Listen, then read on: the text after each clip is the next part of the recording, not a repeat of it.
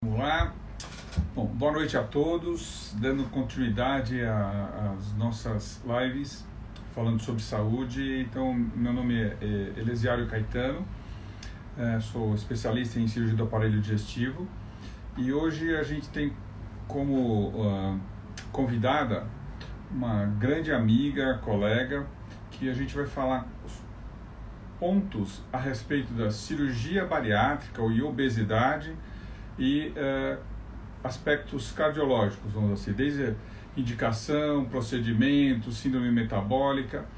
E a gente vai notar que é extremamente importante, um assunto relevante, principalmente com relação ao que a gente está vivendo agora, com relação à pandemia também. A gente vai também denotar alguns aspectos importantes do que vem ocorrendo hoje em dia, as suas comorbidades e principalmente o que as doenças cardiológicas, em conjunto com a obesidade, podem proporcionar em termos de desfechos para os nossos pacientes. Então é com muita satisfação que eu vou em breve convidar a doutora Vivian, né, que é sem dúvida nenhuma uma grande amiga, uma grande colega. Eu acho que eu a conheci desde a tenra idade, você até foi conhecer a família dela, cuidando dos pais. Ela ainda na faculdade de medicina que eu a conheci, e sempre, por exemplo, depois de um tempo, ela formada, trabalhou conosco. Hoje em dia ela já tem uma carreira consolidada, e seguramente vai trazer grandes aspectos importantes na vivência clínica que ela tem.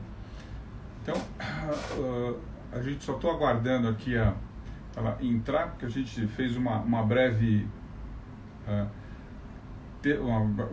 uma breve teste previamente. Bom, ela já está entrando aqui, em breve a gente já vai poder isso, tá aqui, ó, vamos ver aqui. Agora a gente já vai entrar ao vivo, vamos ver se dá tudo certinho. Bom, cadê a doutora Vivian? Vivian. Vamos ver. Entrar ao vivo, isso, está aqui.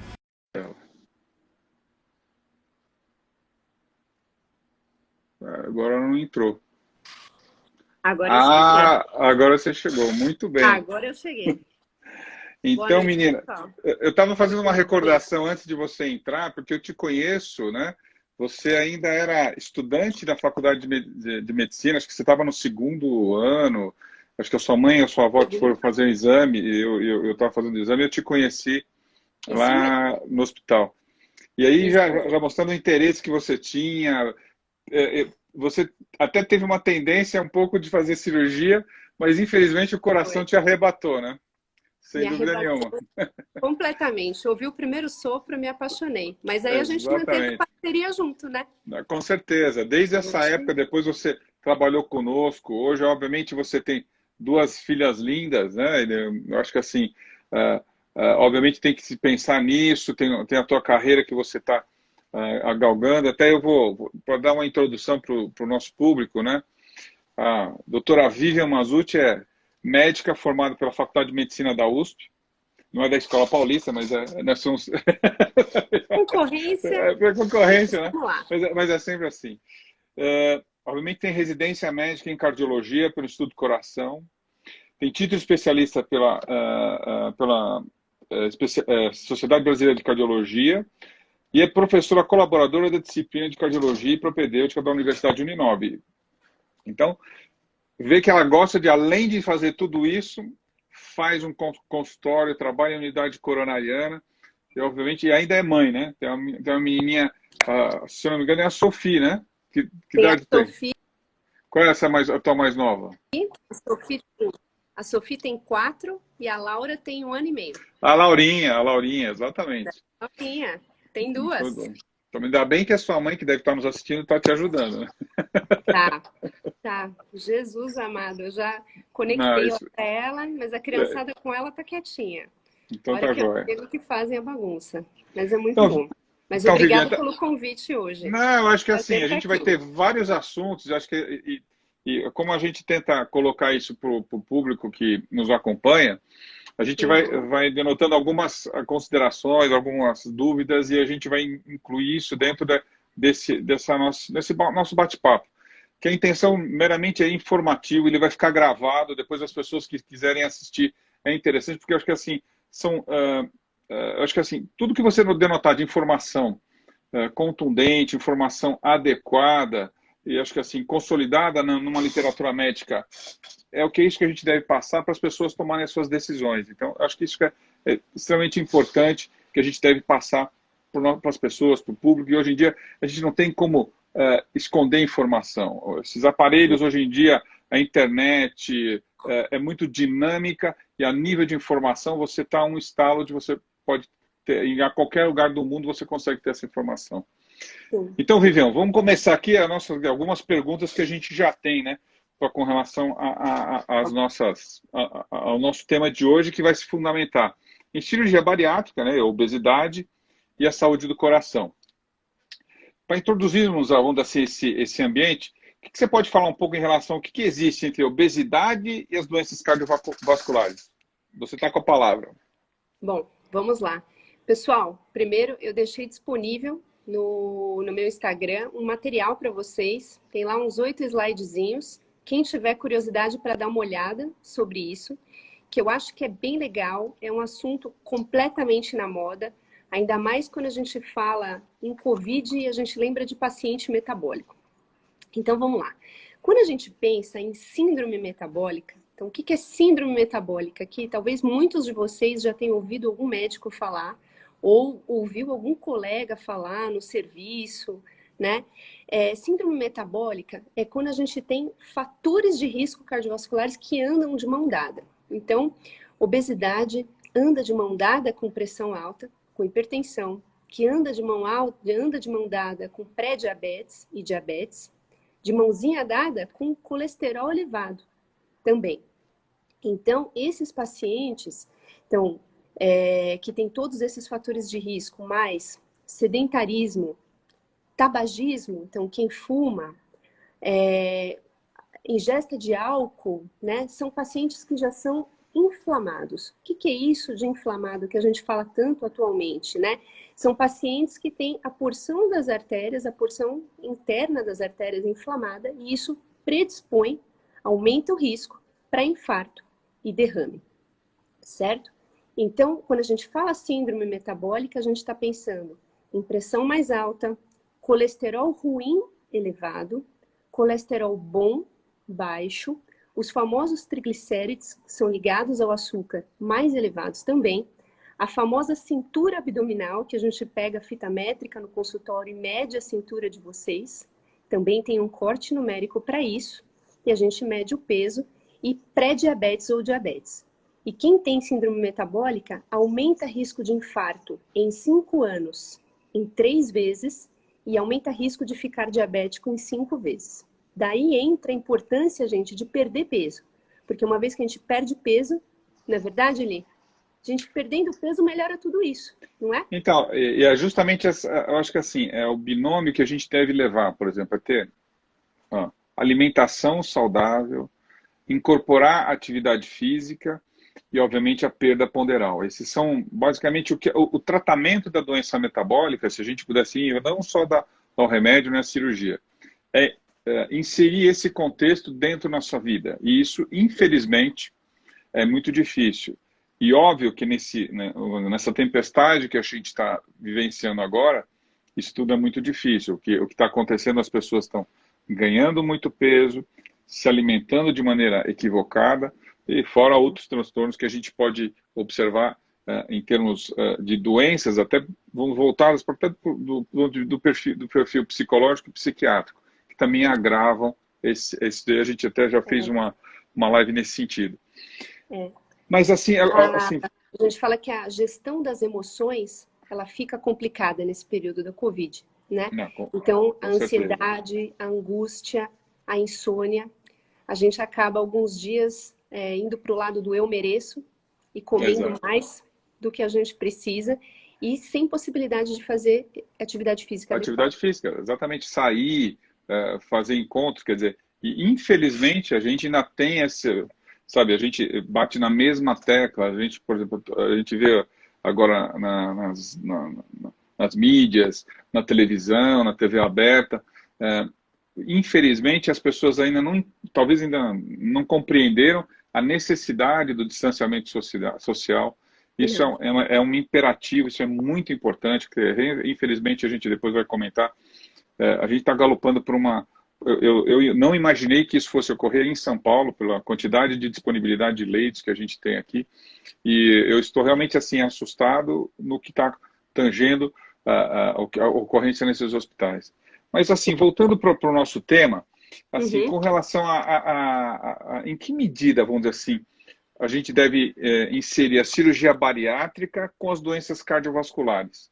O que ela pode beneficiar? Bom, Existe o benefício ou não? essa é uma questão muito interessante, né? Você sabe que, como você falou, a gente se conhece há tanto tempo, né? Eu acompanhei cirurgia bariátrica praticamente a faculdade inteira, junto com você. Eu sou uma fã de bariátrica para quem não consegue perder peso por outros métodos e tem plena indicação, né? E a gente trabalhou aí 8 anos juntos nessa Tá. parte do pré e pós-operatório. Então, a gente tem muito respaldo na literatura, pessoal. A gente tem trabalhos aí de 2012 mostrando que diminui morte cardiovascular. E quando a gente fala em morte, a gente diminui morte por infarto e AVC. E além disso, a gente diminui também esse desfecho. Então imagina, de cada 10 pacientes que tinham infarto, você diminui em 30%. Quem fez bariátrica perdeu peso, não Exatamente. teve essa modificação de estilo de vida, né, Eli? E outro Então, trabalho legal é o do HCOR de 2019, que mostrou que 40% que era hipertenso antes, cura a hipertensão. e é um trabalho de um colega brasileiro, Sim, se não me engano, é o Schiavon, da o Faculdade Schiavon, de Medicina. foi o Exatamente. Gateway. Exatamente. Exatamente. Ele fez um projeto bem interessante, que acho que são duas linhas de pesquisa, dois pesquisadores importantes que a gente tem no nosso país, é o Ricardo Cohen e Uhum, o Schiavon, Carlos Schiavon, e ele é uhum. chamado no mundo inteiro para falar sobre esses aspectos com relação à mudança de paradigma. Quando você opera o doente, você tira ele de um risco cardiovascular eminente. Isso é muito importante. Muito E bom. obviamente, ou seja, quando a gente tem instalado uma síndrome metabólica, o que acontece? Ainda vem o diabetes tipo 2, que você, quando opera, você tira essas duas comorbidades gravíssimas, melhorando a qualidade de vida desses indivíduos. É extremamente importante isso. Perfeito. E é por isso que a cirurgia bariátrica, ela vem denotando e galpando índices a cada vez de recordes a cada ano pela necessidade de você estar melhorando a qualidade de vida desses indivíduos e diminuindo as comorbidades. Isso também tem um aspecto muito com relação ao aspecto financeiro, né? Porque você pode mesmo dizer, um paciente que tem uma obesidade e doenças cardiovasculares, ele procura muito mais por crises de hipertensão, de insuficiência Uhum. coronariana, o ambiente hospitalar, internação. E quando você tira esse risco, sem dúvida nenhuma, é uma melhora acentuada na qualidade de vida e, obviamente, ou seja, não adquirir a saúde, esse paciente passa cada vez menos em A usar o hospitais, sistema. exatamente, Uhum. usar o sistema de saúde. Sim. Por exemplo, do ponto de vista cardiovascular, você, assim, e ainda presta um grande serviço para a gente, cada vez mais próximo, a gente tem pacientes em comum.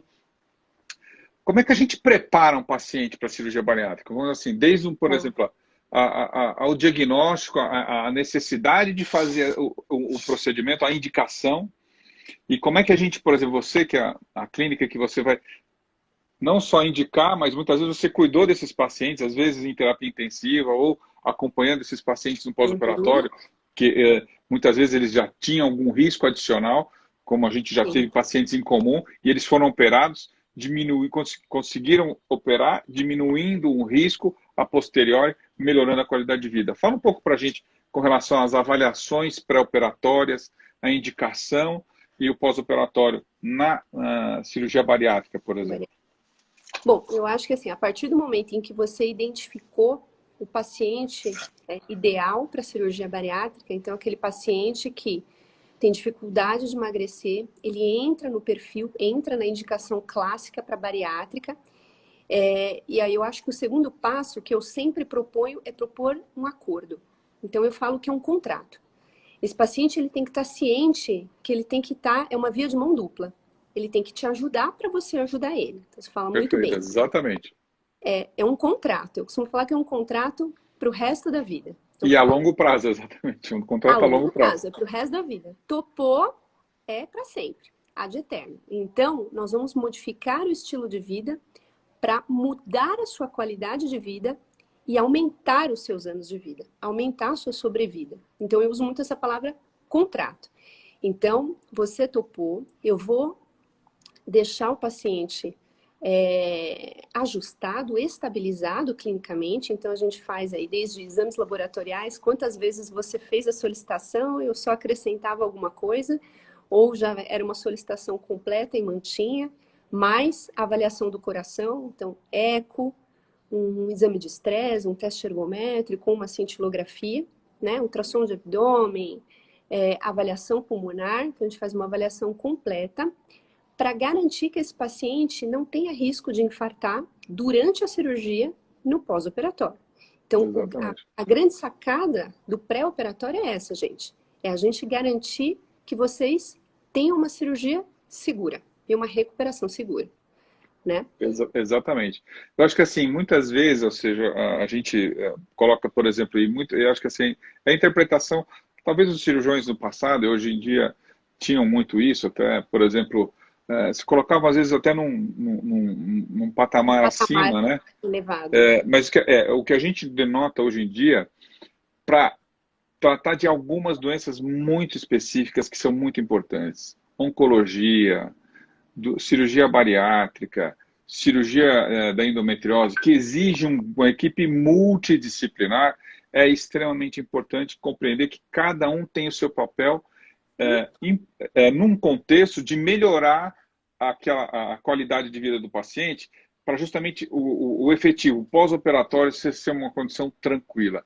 Então, você tem que preparar o doente de maneira no pré-operatório, de compreender a necessidade, consolidar a indicação, além da indicação, você preparar do ponto de vista clínico esse paciente, e aí você vai ter um desfecho extremamente favorável, utilizando hoje em dia, obviamente no aspecto cirúrgico, procedimentos cada vez menos agressivos, ou seja, menos trauma cirúrgico, seja na cirurgia minimamente invasiva, cirurgia laparoscópica, e hoje também a gente pode agregar até a cirurgia robótica.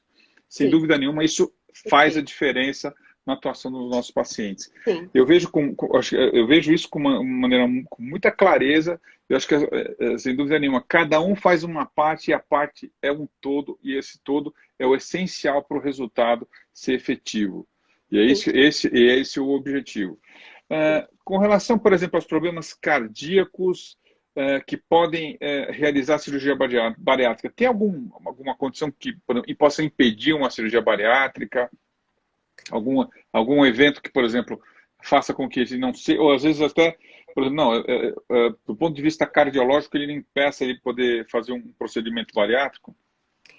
Eu acho que tem eventos transitórios, né, que temporariamente impedem naquele momento o paciente de Perfeito. realizar a cirurgia bariátrica. Por exemplo, um paciente que tenha um exame de estresse alterado, então teste ergométrico, né, uma cintilografia alterada, que vai para cateterismo. Se a gente acha uma artéria obstruída, a gente age, abre aquela artéria e aí você aguarda o período de segurança para aí sim indicar a cirurgia para esse paciente. Então, vai ser um obstáculo temporário. Outra condição aí super grave, insuficiência cardíaca, já peguei paciente jovem que fez dilatação do coração relacionada à obesidade. Nossa. E a gente sabe que se esse paciente com obesidade mórbida, se ele opera numa condição segura, ele pode reverter essa dilatação do coração depois. Então, acho que são coisas que você tem que ponderar. Indicação, contraindicação absoluta, é rara. Na maior parte das vezes, são contraindicações temporárias que você consegue resolver, estabilizar o doente e conseguir fazer a cirurgia com segurança. E é como você falou, é um contínuo, né? Então, tem o papel do físio depois, então esse paciente mais delicado, o físio vai ter uma ação especial no pós-operatório, né? Paciente que você vai ter que fazer uma restrição de sal maior, porque ele é mais hipertenso, A nutricionista vai ter seu papel especial também nesse momento, e por aí vai. Não, justamente, a equipe multidisciplinar, elas começam no preparo do paciente, ele tem que compreender, porque não adianta, ele pensa que, por exemplo, eu até brinco muito com os pacientes, olha, você entrou no consultório, você não vai sair 40 quilos mais magro, isso vai ser, a gente vai fazer um preparo para isso acontecer. Então, todo esse preparo, às vezes a pessoa fala, nossa, mas quanto tempo vai demorar para eu operar? A tomada de decisão de você pensar na cirurgia já é uma medida. A outra coisa é a seguinte, uma coisa mais importante. Está indicada a cirurgia para você? Então a gente precisa consolidar a indicação. E a consolidação da indicação, eu também brinco muito sempre com os pacientes. Para o cirurgião é que nem macaco. Ou seja, macaco gosta de banana. Cirurgião, ele gosta de estar dentro do centro cirúrgico e operando. Mas eu acho que assim, uma coisa que a gente vai aprendendo com a idade, eu acho que assim, a gente vai tendo cada vez mais respeito e medo, entendeu? Com os desfechos desfavoráveis que na nossa vida ocorrem. Eu acho que isso é importante porque faz a gente ter a relação direta de quando a gente é jovem, a gente acha que esses procedimentos vão resolver tudo. Não, eles têm que ser muito bem consolidados, muito bem indicados. E tudo tem a sua parte, como você colocou. A nutricionista tem que explicar como é que ele vai comer no pós-operatório imediato, os períodos que ele vai ter que fazer isso. A fisioterapia começar lá atrás a explicar como é que ele vai fazer o movimento adequado. De repente, a gente está falando de pacientes que têm restrições do ponto de vista funcional da coluna, do joelho. Então, eles têm uma maior dificuldade de conseguir fazer algum movimento. Então, isso é extremamente importante, a gente consolidar a indicação prévia, a cirurgia em si e o pós-operatório com relação ao acompanhamento. Exatamente, o acompanhamento no pós-operatório. Como eu falei do contrato, deixar claro para esse paciente que essa mudança de estilo de vida vai ser para sempre. Então, permanecer com uma dieta, uma reeducação alimentar, isso vai ser para sempre. Uma atividade física regular vai ser para sempre. Então, é uma mudança radical de estilo de vida que vai trazer muitos benefícios para ele. E uma vez que ele enxergar isso, ele vai tocar exatamente. E eu acho que assim, à medida que, por exemplo, às vezes a gente opera os pacientes aí e fala, nossa, doutor, eu perdi, como é que você está sentindo? Aí eu falo para ele, ó, vai no supermercado, vai lá onde você tem o arroz ou feijão, pega o feijão, um saco de 5 quilos, olha, você perdeu 20 quilos. Se você pegar 20 quilos e ficar passando 2 vezes através dos corredores do supermercado, que você aguenta. E era esse peso que você estava carregando com você. Entendeu? Então você imagina o que o coração tinha que trabalhar mais, o que o pulmão, o que todos os órgãos tinham que trabalhar adicional em detrimento disso. Então isso é extremamente importante a gente fazer, e obviamente isso cria um aspecto de a pessoa compreender a necessidade do que das mudanças que vão ocorrer. Sim. Agora uma coisa importante, Vivian, que é uma outra pergunta que estão fazendo aqui que é extremamente interessante.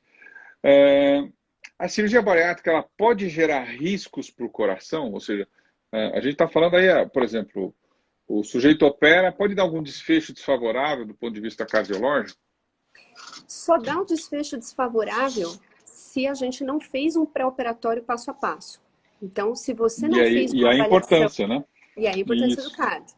Então, se você não fez uma avaliação cardiológica adequada, então se você não fez um exame de estresse adequado, eu falo que juntar as peças do quebra-cabeça não é um exame só que vai te dar a composição do pré-operatório ou do quadro do paciente.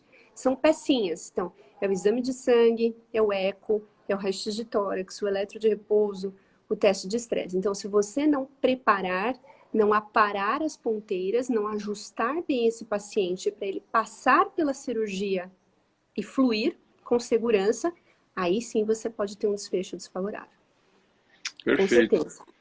E, por exemplo, como é que se comporta, por exemplo, o sujeito está no pré-operatório, ele tinha todos aqueles, por exemplo, a gente tinha uma insuficiência coronariana leve, diabetes tipo 2, tomando aquela série de o bom e velho glifage, hipertensão, tudo. Como é que se comporta esse paciente depois da cirurgia bariátrica? O que você pode falar para a gente, você que acompanha no pós-operatório, com relação aí ao que a gente voltou no nosso tema principal, na síndrome metabólica? Como é que é esse acompanhamento desse paciente no pós? Como é que eles vão melhorando ou não a parte metabólica? O que Uhum. melhora primeiro? O que melhora depois? O que você pode falar sobre a gente? Eu acho que é um encantamento para o cardiologista, né? Eu acho que a melhor palavra para usar é essa, né? Porque a gente fica feliz de tirar remédio. E o É paciente ótimo. também. É ótimo tirar remédio. Então, a cirurgia com bypass, você melhora muito a glicemia. Então, geralmente, o paciente ele já sai do hospital sem o antidiabético, né? Ainda mais Perfeito. que ele está em dieta líquida, restrita, e com o bypass, você melhora demais a produção de incretina e vai ter um melhor aproveitamento da glicose, não vai sobrar no intravascular. Ou seja, pessoal, esse paciente, ele não ficou mais diabético, tá? A controle de pressão, geralmente a gente já baixa pela metade a dose do antihipertensivo e a gente já acompanha nas semanas seguintes. E como eu falei, no acompanhamento de 3 anos, 40% dos pacientes zera remédio, tá? Então, seguiu direitinho, foi disciplinado, foi bem comportado, 40% não tem mais pressão alta. Fica com pressão normal, sem remédio. E isso é sensacional. Então, para o cardiologista, é uma felicidade total. Tá? Então, Perfeito. o comportamento, né, Eli, a gente tem que monitorar esse paciente, mas a tendência é diminuir muito os remédios. Eu acho que assim, até por exemplo, a mudança da própria sociedade internacional e mesmo a nacional de cirurgia bariátrica, passou de cirurgia bariátrica e metabólica por causa de um aspecto cirúrgico, que depois a gente começou a estudar, e hoje o professor Rubino começou a estudar isso na Itália, hoje ele está nos Estados Unidos. Como é que um paciente, por exemplo, ele operava, ele ainda é obeso, e o diabetes tipo 2 regularizava. O que acontecia? Ele ainda estava obeso. Então, a melhora do ponto de vista das incretinas, depois que a gente fez o bypass, depois que, obviamente, existe a exclusão do adenal, por uma série de razões, esse evento de fazer com que a glicose comece a entrar para dentro da célula, o sujeito, a insulina do próprio indivíduo comece a funcionar de maneira adequada, faz com que o que antes não ocorria e tornava esse paciente um diabético, comece a funcionar e melhorar.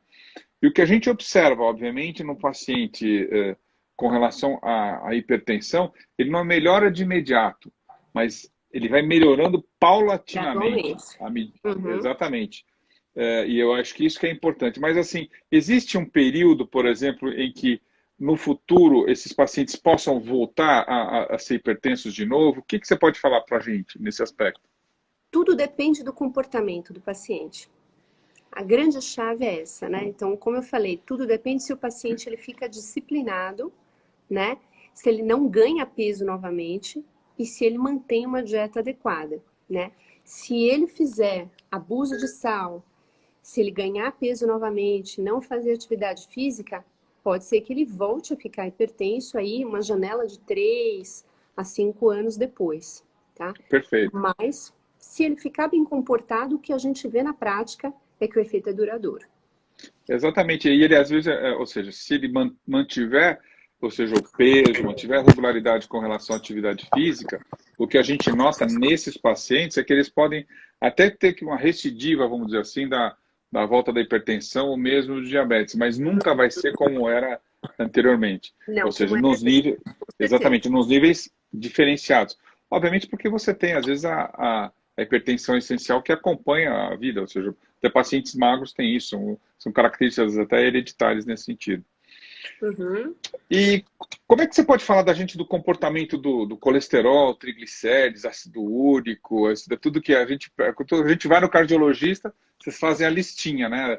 2 páginas de exames, né? Como é que Sim, se comporta esses exames no pós-bariátrico, no entendeu? pós-bariátrica. E aí fizeram uma outra pergunta que vai total de encontro à sua, que é qual o mecanismo de retorno da entrada da glicose na célula e o retorno da atividade do pâncreas. Então, assim, de novo, uma coisa está de mão dada com a outra. Então, obesidade aumenta a resistência periférica à insulina, então nem sempre você tem uma redução da produção de insulina. Muitas vezes, simplesmente a insulina ela não consegue agir para que a glicose entre na célula.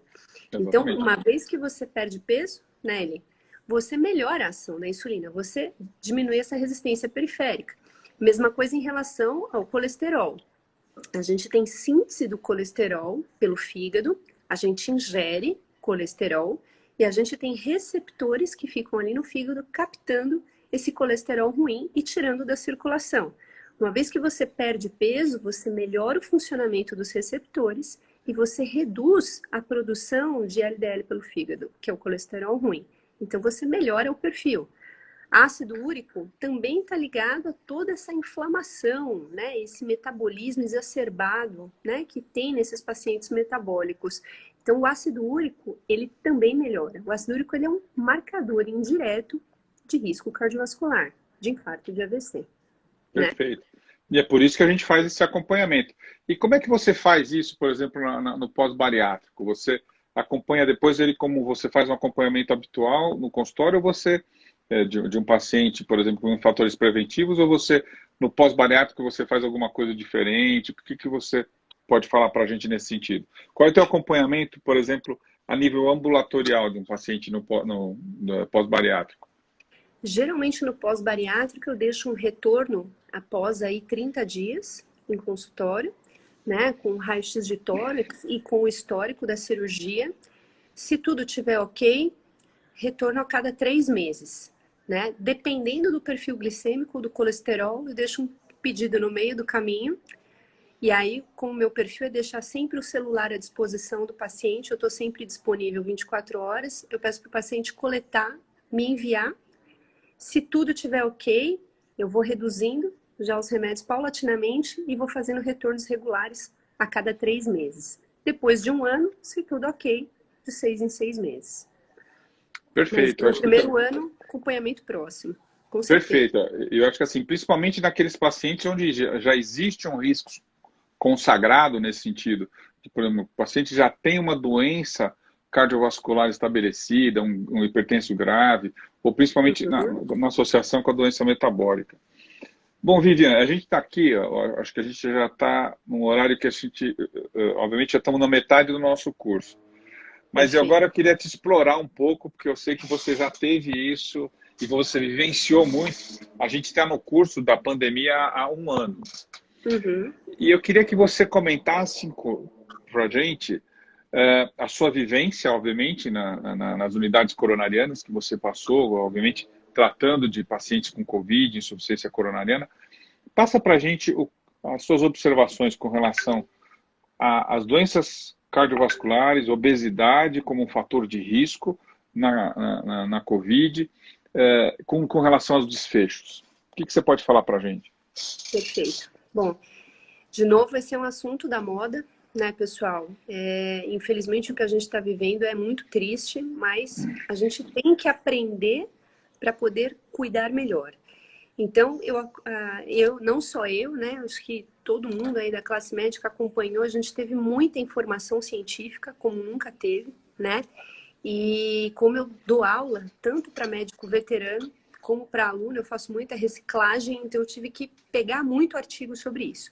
Então, resumindo, o que a gente sabe? Pacientes metabólicos, como a gente explicou agora no começo, pacientes com síndrome metabólica, hipertensos, diabéticos, dislipidêmicos, né? Eles têm uma tendência a piorar o quadro de Covid, ou seja, eles têm uma tendência a complicar quando a gente fala daquela virada, ou seja, 9 a 10 dias depois do início dos sintomas, a gente já fica alerta, porque a gente sabe que tem risco de complicar. E a gente vê isso na prática, gente, vê. Né? Eu faço monitoramento de Covid e a gente já fica alerta do 9º para o 10º dia. Quem é cardiovascular, piora mesmo. Piora pulmão. Por quê? Por conta dessa inflamação. Quem tem síndrome metabólica, quem tem metabolismo diferente, a parte de dentro da artéria é mais inflamada e pelo mecanismo de entrada do coronavírus na célula, ele faz uma hiperinflamação em cima dessa artéria já inflamada, que a gente chama de endotelite aguda.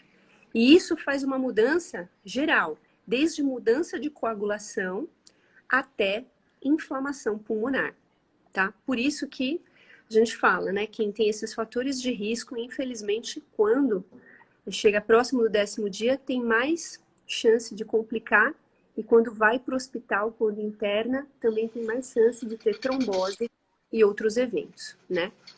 Acho que outra complicação, né, Eli? Você chegou a ver miocardite?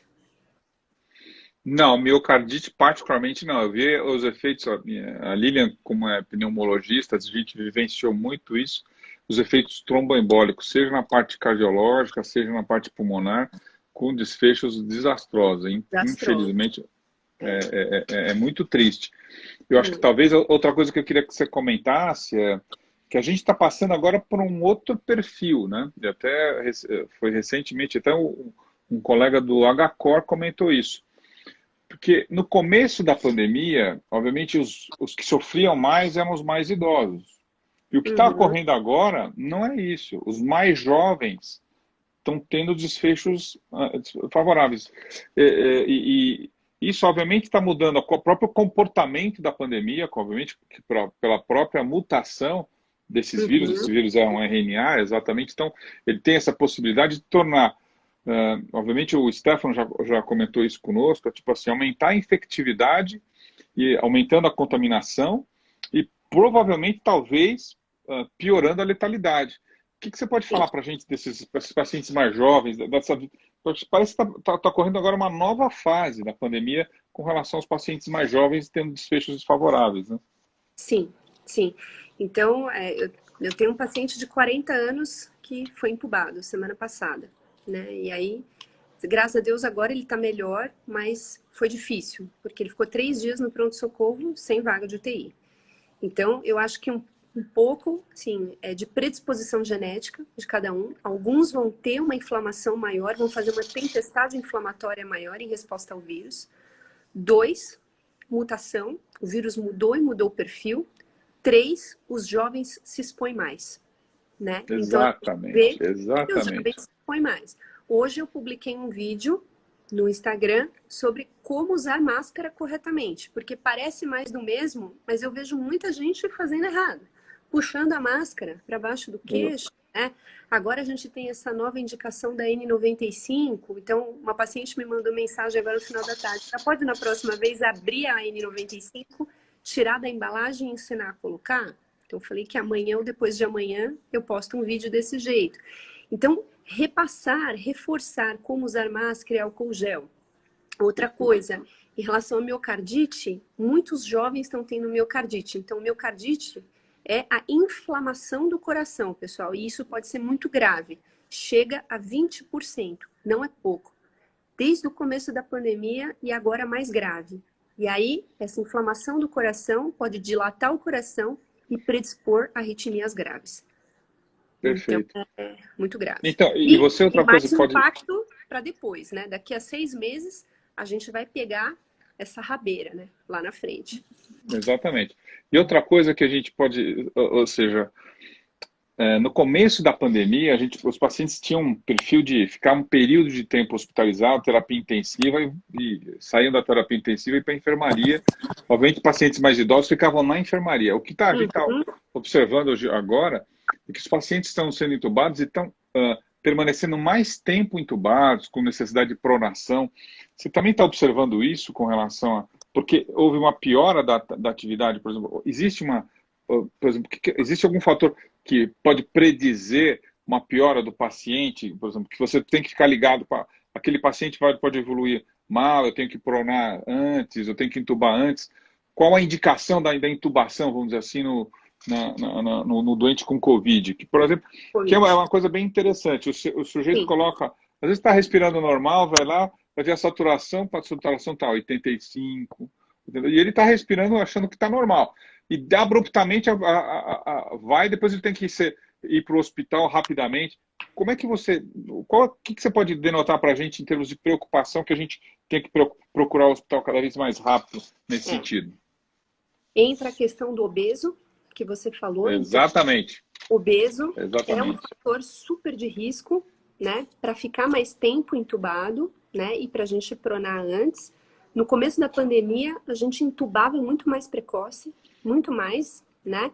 Depois a gente começou a ver aqueles trabalhos que colocavam a máscara de alto fluxo e a gente pronava com a máscara. Esperava 24 a 48 horas, se não melhorasse a saturação, aí entubava. que é o que se mantém até agora, né? Mas a gente vê que quem é obeso demora mais tempo para reabilitar, com certeza. Por quê, pessoal? Porque é mais difícil para ventilar a base do pulmão. Exatamente. Falando em miúdos, é isso. E aí o paciente é um paciente mais inflamado, quer dizer, ele já tem uma Muito inflamação mais. de base por causa da obesidade. Aí o vírus que ataca, principalmente, ele dobra o risco, quer dizer, um paciente obeso, ele aumenta muito o risco de ter um desfecho desfavorável com relação à infecção por Covid. Então, isso que é uma coisa extremamente importante. Sim, inclusive para evento trombótico também, né? Uma outra coisa interessante, o paciente me mandou hoje de manhã, ele falou assim, a senhora está sabendo, né, que tem alguns estudos para trombose, né, que trombose aumenta em Covid? Eu falei, sim, tem pelo menos 4 protocolos no Brasil correndo para Covid com anticoagulação e inclusive anticoagulação em casa, porque cada vez mais a gente está tratando Covid domiciliar. Mas Perfeito. nenhum a gente tem resultado ainda. Acho que o resultado deve vir para abril. Mas você, por exemplo, é uma questão já dentro da literatura de você introduzir uma medicação para antitrombótica no pós-operatório, no pós-Covid, e quanto tempo ele fica, e quanto tempo ele permanece anticoagulado para casa? Tem um estudo de julho do ano passado que chama Medicalil, né? Então, o Medicalil, ele não pega só Covid, ele pega doentes acamados em geral.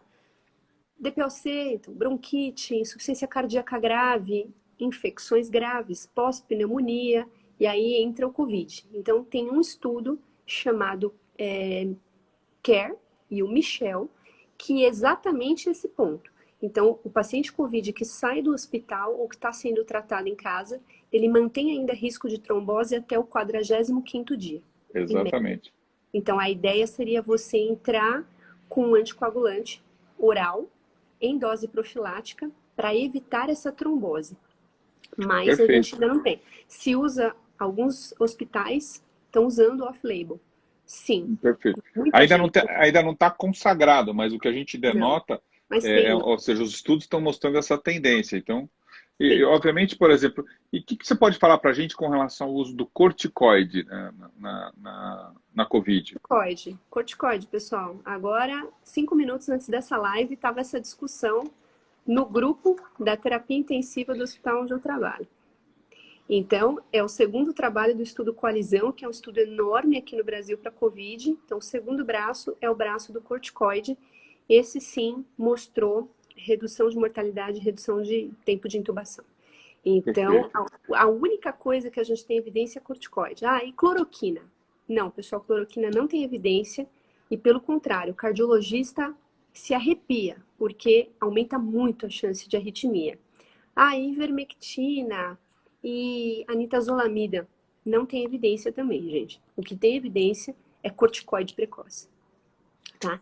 E em relação à ivermectina, não sei se você chegou a ver, teve um estudo que mostrou se você usa uma dose nas primeiras 72 horas, você reduz gravidade. Mas foi um estudo observacional, assim, com poucos pacientes, e estudo único, né? Então é mais corticoide. Eu acho que assim, o que a gente costuma falar é que a gente em ciência, né, a gente que está em ambiente universitário, a gente fala ciência, o pessoal fala ciência, ciência. A gente tem que se fundamentar na ciência e hoje em dia, a gente, para conseguir chegar até onde a gente chegou hoje, de tentar compreender, mesmo nessa pandemia, por exemplo, os estudos de fase 1, estudos de fase 2, estudos de fase 3, para a pessoa compreender como é que a gente pode utilizar uma droga, essa droga ser segura, você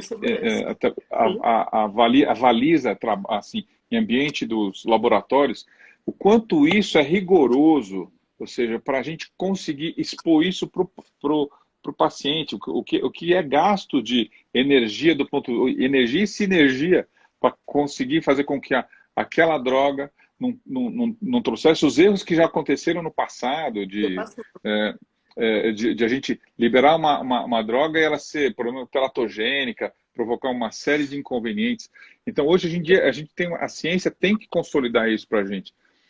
E a ciência está demonstrando cada vez mais, ou seja, que no que a gente tem da pandemia, obviamente a gente tem que ter os cuidados, ou seja, quando a pessoa se infecta, os cuidados de procurar ao auxílio médico, esse fundamental para a gente dar as orientações que são importantes, ou seja, eu nunca vi os cardiologistas como você, os infectologistas estão trabalhando uma demanda insana, porque é absurda a quantidade de pacientes que exigem esse tipo de acompanhamento.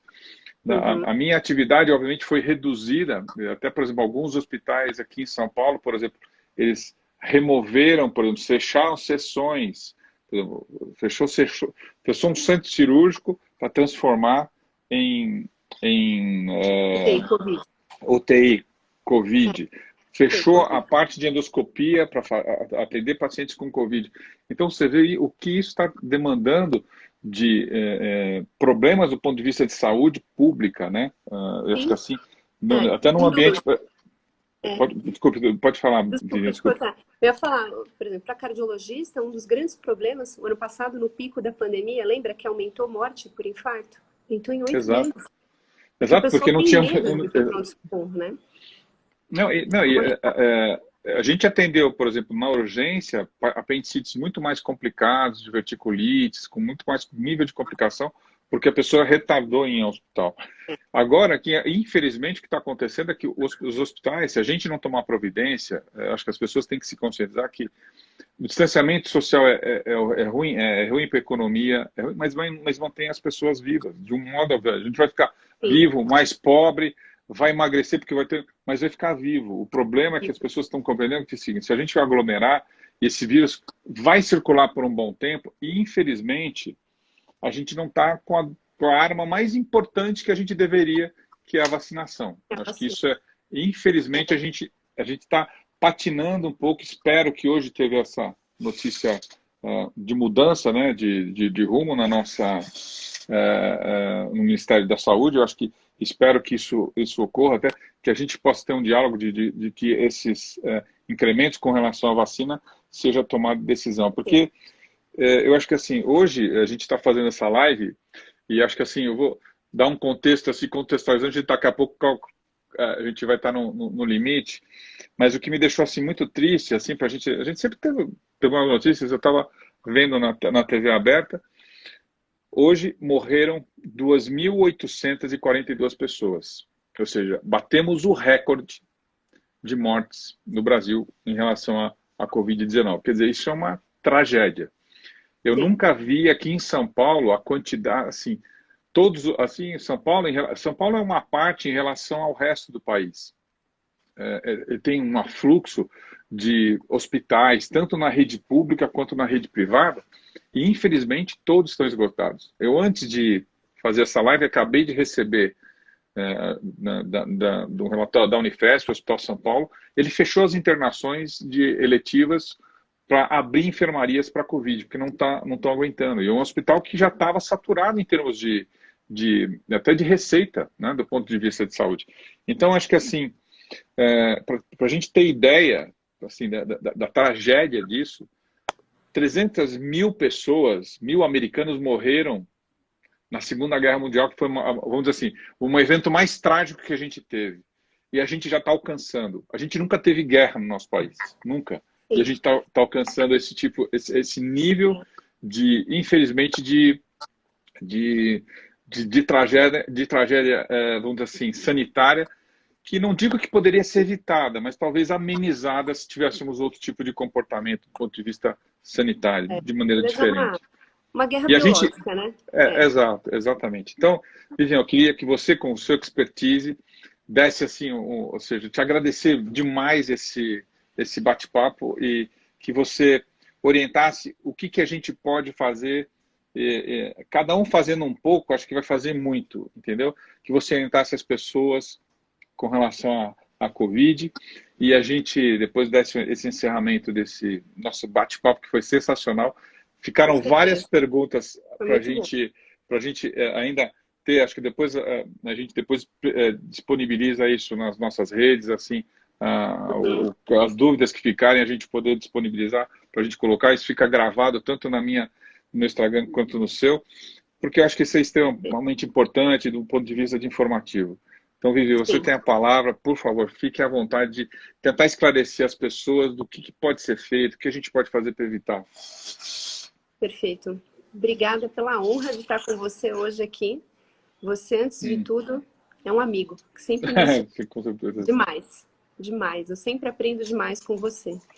Então, só uma coisa que a doutora Lilian tinha colocado, doutora Lilian, eu acho que para a gente escanear a trombose tem que ser escaneamento ativo. Então, no hospital é ultrassom dia sim, dia não para quem está internado na UTI.